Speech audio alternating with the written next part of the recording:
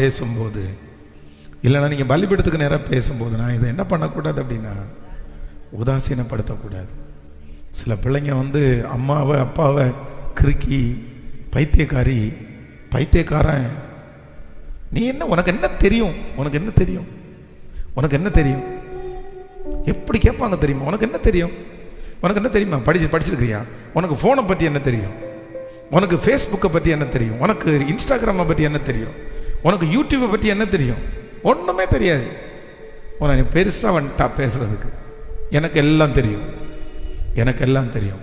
ஆனால் அந்த மாதிரி தாயினுடைய பேச்சை, தகப்பனுடைய பேச்சை, போதகருடைய பேச்சை, நல்ல வயது முதிர்ந்த மனிதனுடைய பேச்சை கேட்டு உதாசீனப்படுத்தின நிறைய பேருடைய வாழ்க்கை இன்னைக்கு தூசி மாதிரி அப்படி பறக்கப்பட்டு கிடக்குது, பறக்கப்பட்டு கிடக்குது.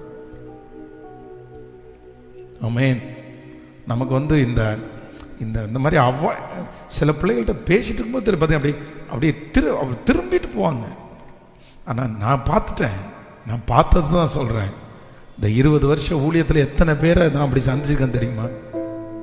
அப்படியே நிறைய பிள்ளைங்க அம்மா அப்பாவோட பேசிட்டு இருக்கும்போது பிச்சு பிச்சுன்னு கொட்டிருப்பாங்க. ஸோ அறுக்கிறாரு, வர்றீங்களா இல்லையா, அந்த அம்மாவை பிடிச்சி நோண்டுறது, அப்பாவை பிடிச்சி நோண்டுறது, கிளம்புங்க அப்பா போர் அடிக்குது, கிளம்புங்க போர் அடிக்குது, அறுவையாக இருக்குது, அறுக்கிறாரு போட்டு, கிளம்புங்க மம்மி அப்படின்னா அவங்களுக்கு என்ன அப்படின்னு சொன்னால் உதாசீனம்.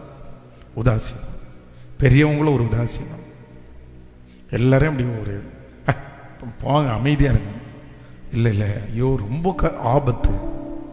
இவர் என்ன, நம்ம ஆண்டவர் சொன்னால் கேட்டுருவோம், இவங்க 3 வருஷம் ஏற்கனவே ட்ராவல் பண்ணதுனால இப்போ ஆண்டவருக்கும் அவங்களுக்கு என்ன இருக்குது ரொம்ப.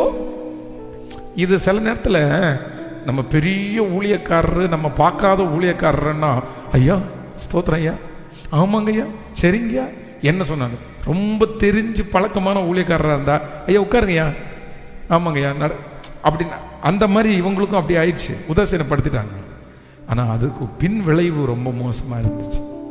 அன்னைக்கு மட்டும் அந்த பேதுரு சொன்ன ஒரு நேரத்தில் உதாசீனப்படுத்தாமல் ஜெபம் பண்ணியிருந்தாருன்னா கண்டிப்பாக இவ்வளோ பெரிய பாவத்துக்குள்ள, இவ்வளோ பெரிய விழுகைக்குள்ள அவர் போயிருக்கவே மாட்டார். ஆமென். இந்த சத்தத்தை கேட்குற யாரோ ஒருத்தர் இருக்கலாம், நீங்கள் உதாசீனப்படுத்துறதுனால இன்னைக்கு தோல்வியாக வந்து நிற்கலாம்.